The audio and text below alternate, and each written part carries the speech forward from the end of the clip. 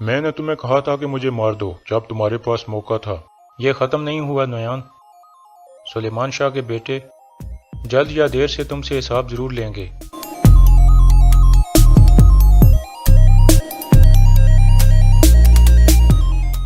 आ नोयान आ, Ertugrul ने तुम्हारा क्या हाल कर दिया है। मत भूलो, तुम्हारी जिंदगी अभी भी मेरे हाथ में है। अस्सलाम वालेकुम नाजरीन। इस किस्त के आगाज़ में इब्नुल अरबी एक वीरान जगह पर नमाज पढ़ रहे होते हैं। नमाज के बाद वो अल्लाह से दुआ करते हैं, या रब, आलम इस्लाम की सूरत हाल बहुत ख़राब है। फितने और बगावत ने तमाम दिलों को अपने कब्ज़े में ले लिया है। हम अपना भाईचारा भूल चुके हैं, हम जालिमों के दोस्त बन गए हैं। या अल्लाह, हमें माफ़ फरमा, ईमान की रोशनी से हमारे दिलों को साफ़ कर दे। या रब, हमारे अंदर एहसास पैदा कर दे। जालिमों और दुश्मनों के खिलाफ हमें इत्तेहाद अता फरमा और अपने नाम के सदक़े हमें जिंदा कर दे, आमीन।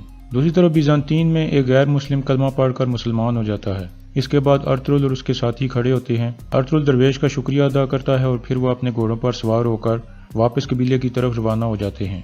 कबीले में जिरगे के फैसले के बाद सादतदीन और दूसरे लोग जेल की तरफ जाते हैं ताकि नोयान को वहां से निकाल सकें। इस दौरान तुजतेकिन नोयान को मार रहा था, लेकिन इतने में गुंदोगदो अंदर दाखिल होता है और उसे रोक लेता है। सादतदीन उसे कहता है, तुम मुस्तकबिल के सरदार हो, क्या तुम्हें ऐसा करना अच्छा लगता है? तुजतेकिन कहता है, सरदार बनने के लिए उन लोगों को तबाह करना पड़ता है जो आपके लोगों को मारना चाहते हों, उन्हें उनके मालिक के हवाले नहीं किया जाता। फिर गुंदोगदो कहता है, जिरगे में फैसला हो गया है तुजतेकिन, और इस फैसले को माने बगैर हमारे पास कोई चारा नहीं है। ये सुनकर नोयान हंसना शुरू कर देता है और तुजतेकिन बाहर निकल जाता है।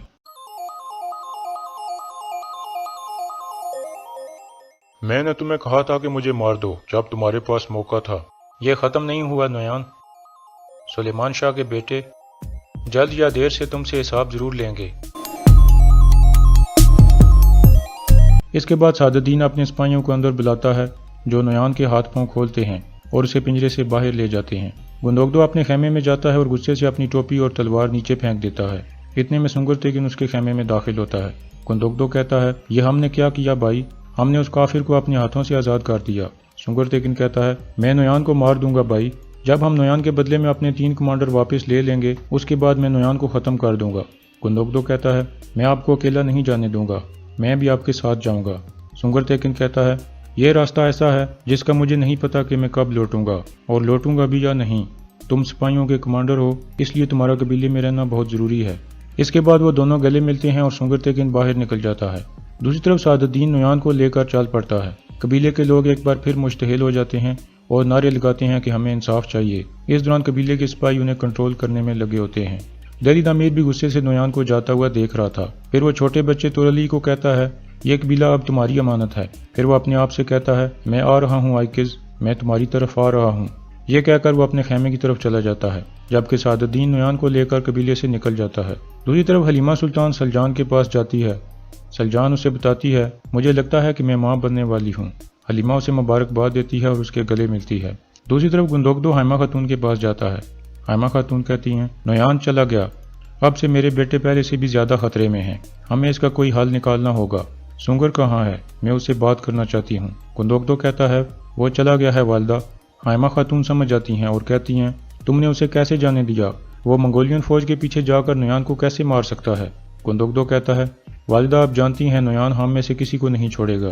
दूसरी तरफ बीजांतीन से वापसी पर अर्तुगरुल रास्ते में एक पौधा लगाता है और फिर वो सब उसके पास बैठकर दुआ मांगते हैं।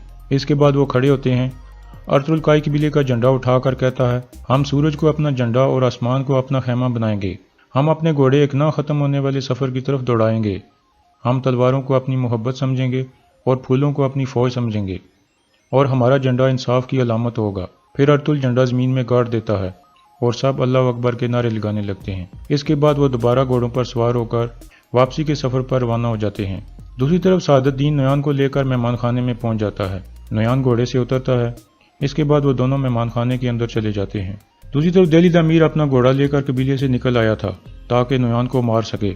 इतने में सुंगरतेकिन भी उसके पास पहुंच जाता है। दिल्ली अमीर उसे देखकर कहता है, मुझे मालूम होना चाहिए था कि आप नोयान को जाने नहीं देंगे। सुंगरतेकिन कहता है, उनके निशानात मेहमान खाने की तरफ जा रहे हैं, आप परेशान मत हों, मैं उस बेईमान को मार दूंगा। अब आप वापस कबीले में चले जाओ। दिल्ली अमीर कहता है, मुझे अपने साथ आने की इजाज़त दे दो। سنگر تیگن کہتا ہے اس راستے پر کوئی واپسی نہیں ہے دہلی دامیر۔ دہلی دامیر کہتا ہے کیا میری بیٹی کے پاس جانے کا کوئی اور راستہ ہے؟ یہ سن کر سنگر تیگن اسے اپنے ساتھ آنے کی اجازت دے دیتا ہے۔ دوسری طرف ارطغرل اور اس کے ساتھی راستے میں ایک جگہ رک کر آرام کرتے ہیں۔ ترگت بہت پریشان بیٹھا ہوا تھا۔ ارطغرل کہتا ہے کیا پریشانی ہے تمہیں ترگت؟ ترگت کہتا ہے میں اس بات سے پریشان ہوں کہ آپ کو اس راستے پر جانے کو کس نے کہا تھا؟ آپ پہلے کی طرح اپنے راز مجھے نہیں بتاتے۔ ارطغرل کہتا ہے ہر چیز کا ایک وقت ہوتا ہے ترگت بھائی، تھوڑا صبر کرو، ابھی میں یہاں سے آہلت جا رہا ہوں، آپ لوگ یہیں میرا انتظار کرنا۔ اس کے بعد وہ دونوں گلے ملتے ہیں۔ قبیلے میں حکیم ارطغرل عبد الرحمن کو کہتا ہے اب تم صحت مند ہو گئے ہو عبد الرحمن۔ عبد الرحمن کہتا ہے آپ کا بہت شکریہ، اللہ آپ پر رحمت نازل کرے، آپ نے میرا بہت خیال رکھا۔ دوسری طرف مہمان خانے میں سعد الدین نویان کو کھانا کھلا رہا تھا۔ نویان بھوک کی وجہ سے تیز تیز کھانا کھا رہا تھا۔ سعد الدین کہتا ہے کیا تم اس غصے اور جنگلی پن سے سلجوق ریاست کو توڑنا چاہتے ہو؟ نویان کہتا ہے اپنے بارے میں کیا خیال ہے؟ کب تک تم محل کی بیوی بنے رہو گے؟ سعد الدین ہنستا ہے اور کہتا ہے تم پوری دنیا پر اپنا راج کرنا چاہتے ہو لیکن تم اصولوں سے بالکل واقف نہیں ہو۔ نویان کہتا ہے تمہیں اصول آتے ہیں تو کیا ہوا، تمہاری زمینیں، شہر اور پاک جگہ ہمارے قبضے میں ہیں۔ سعد الدین کہتا ہے تم لوگوں کی لاشیں ریت کے زروں کی طرح پھیلا دی جائیں گی۔ نویان کہتا ہے چھوڑو ان باتوں کو، مجھے بتاؤ کہ تم کیا چاہتے ہو۔ اتنے میں تانگوت ایک سپاہی کے ساتھ مہمان خانے میں پہنچتا ہے۔ سلجوق سپاہی انہیں دیکھ کر زمین پر تھوکتے ہیں، پھر وہ دونوں مہمان خانے کے اندر داخل ہو جاتے ہیں۔ دوسری طرف ارطغرل آہلت پہنچ گیا تھا۔ وہاں پر 3 بزرگ بیٹھے تھے جو کھڑے ہو کر اسے خوش آمدید کہتے ہیں۔ ارطغرل کہتا ہے مجھے ہر چیز مل گئی ہے جو میں چاہتا تھا۔ ایک بزرگ کہتا ہے رکو، تم ہمیں یہ نہ بتاؤ بیٹا۔ پھر وہ تینوں بزرگ باہر نکل جاتے ہیں۔ اس کے بعد ایک بزرگ چھڑی کے سہارے چل کر اندر داخل ہوتا ہے اور ارطغرل کو بیٹھنے کا کہتا ہے۔ پھر وہ ارطغرل سے مخاطب ہو کر کہتا ہے خوش آمدید سلیمان شاہ کے بیٹے، اپنے پاک سفر کے بارے میں مجھے بتاؤ تاکہ میں وہ سن سکوں جو کئی سالوں سے میں تم جیسے بہادر انسان سے سننا چاہتا تھا۔ دوسری طرف مہمان خانے میں سعد الدین نویان کو دیکھ کر کہتا ہے آ نویان آ، ارطغرل نے تمہارا کیا حال کر دیا ہے؟ مت بھولو تمہاری زندگی ابھی بھی میرے ہاتھ میں ہے۔ اس کے بعد نویان کہتا ہے میں تمہارے سلطان کو تمہارے بارے میں بتا دوں گا۔ سعد الدین اپنے سپاہیوں کو پیچھے ہٹنے کو کہتا ہے۔ پھر نویان کہتا ہے اب ہم اچھے طریقے سے کھانا کھائیں گے۔ پھر وہ بھی اپنی چمچ اس کی گردن سے ہٹا لیتا ہے۔ نویان کہتا ہے تو تم کیا چاہتے ہو؟ سعد الدین آہستہ سے اسے کہتا ہے میں اناطولیہ کا نیا سلطان بننا چاہتا ہوں اور تم میری مدد کرو گے۔ وقت آنے پر میں تم سے اور اوگیڈے سے فوج طلب کروں گا۔ نویان ہنسنا شروع کر دیتا ہے اور کافی دیر ہنسنے کے بعد کہتا ہے تم سلطان بنو گے؟ اگر تم سلطان بن گئے تو ہم پر افسوس ہے اور یہ دنیا الٹی ہو جائے گی۔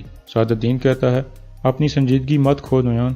پھر نویان کہتا ہے پریشان مت ہو سعد الدین، اوگیڈے کی فوج تمہارے ساتھ ہوگی۔ ابھی میں کچھ آرام کروں گا، تم بھی اپنا ضروری کام کرو اور مجھے خبریں دیتے رہنا۔